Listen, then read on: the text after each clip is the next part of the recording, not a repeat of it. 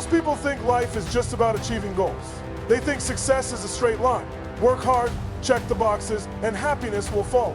But the truth is deeper and more complicated. In all my years working with people from every walk of life, whether it's celebrities, athletes, CEOs, or everyday folks, one truth keeps rising to the surface. Human beings have needs that drive everything they do. Not just desires or wants, but deep emotional needs. And if those needs aren't being met in positive ways, people will find a way to meet them negatively. You see, every one of us shares 6 fundamental needs, and while we all need all 6, each of us values them in different ways and in different orders. The first need is certainty.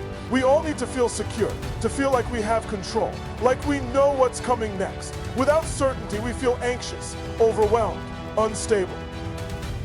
But here's the paradox. If everything is always certain, if life is always predictable, we get bored. That's why the second need is uncertainty or variety. We need surprise, adventure, challenges. It's what makes us feel alive. But too much uncertainty, we freak out. Too much certainty, we fall asleep inside. And it's not just about security or excitement. We also need significance. Every human being wants to feel like they matter, like they're important, like they're unique in some way. Some people chase significance through achievement. Some chase it through fame, power, status, and today, in the age of social media, the chase for significance has reached a fever pitch. People are constantly curating their lives online, tweaking photos, crafting stories, trying to stand out, but when significance becomes the top need in your life, it creates an endless chase. Because nothing is ever enough. Alongside significance, we crave love and connection. We need to feel bonded to others, seen, heard, understood. We need intimacy, friendship, family, community. But many people, in chasing significance, unintentionally sacrifice love.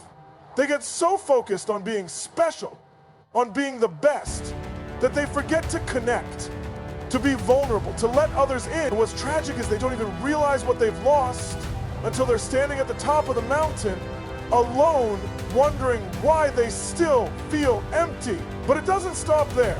We also need to grow.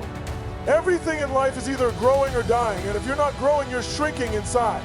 Growth is what keeps us energized, what keeps us evolving, what makes us feel like life is moving forward. And finally, we need contribution. There's a deep part of every human soul that wants to give, to make a difference, to leave something behind that's bigger than ourselves. When we contribute, we stop focusing on our own problems and start living for something greater. Now the thing is, while we all need these 6 things, the order in which we prioritize them shapes our lives. If certainty is your number 1 need, you'll make very different choices than someone whose top need is variety. You'll build a life focused on control, stability, predictability. But if variety is your top need, you'll seek adventure, risk, constant change. If significance is number 1, you'll chase achievements, accolades, recognition. If love and connection are at the top, you'll prioritize relationships, community, intimacy. And here's what's really interesting. The way we choose to meet these needs also matters. You can meet your needs in healthy ways, neutral ways, or destructive ways. Take significance, for example. You can work hard, contribute to others, innovate, become significant by adding value to the world, or you can try to become significant by tearing others down, by attacking, by destroying. You can build the tallest building in town, or you can blow up everyone else's building so yours is the tallest by default. Look at world events. Osama bin Laden met his need for significance by causing destruction. The firefighters and police officers who ran into the Twin Towers on 9/11 met their need for significance and contribution by risking their lives to save others. Same need, radically different choices. It's not the need that makes us good or bad. It's how we meet the need. And this principle doesn't just apply to world events. It applies in every relationship, every career, every family. If you're frustrated in your marriage or partnership, chances are you're meeting only 1 or 2 of your partner's needs.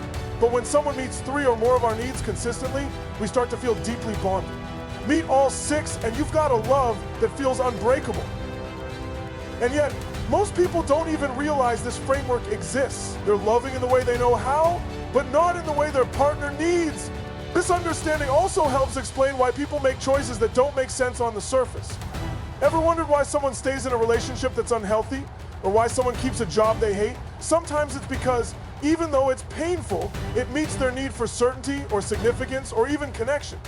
And until they find a healthier way to meet those same needs, they stay stuck in that pattern. So how do we use this knowledge? It starts by asking ourselves, which needs are driving me right now? What's my top priority? Is it certainty, variety, significance, love, growth, contribution?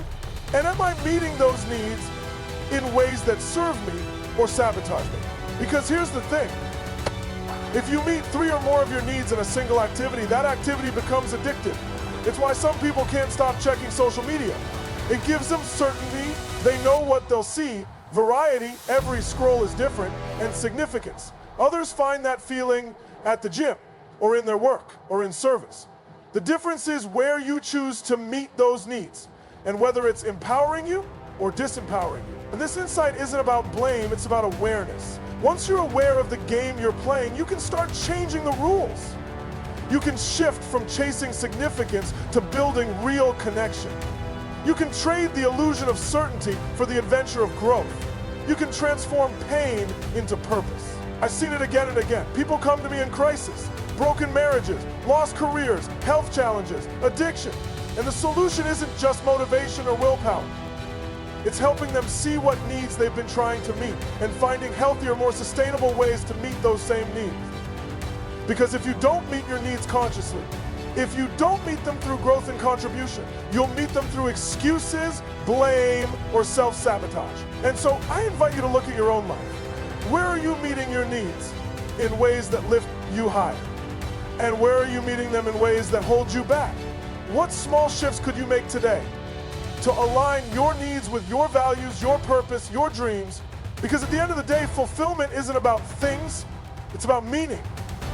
It's about knowing that you're living in alignment with who you truly are. It's about growing, contributing, loving, connecting, and becoming more than you were yesterday.